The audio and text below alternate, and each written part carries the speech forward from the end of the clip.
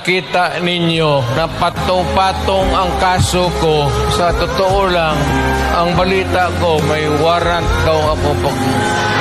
Matagal na akong hinahabol ng mga putang ina. Ano man ang kasalanan ko na ginawa ko man ang lahat sa panahon ko para may konting katahimikan at mapayapa ang buhay ng Pilipino.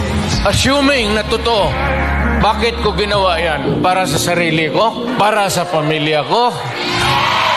Para sa inyo at ang inyong mga anak sa ating bayan. Bakit? Tumahimik ba ang bayan natin kung Pilipinos? Hold up dito, hold up.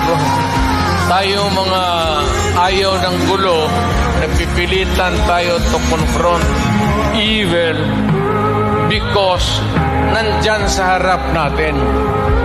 Sino ba naman gustong pumatay? Putang inang yan.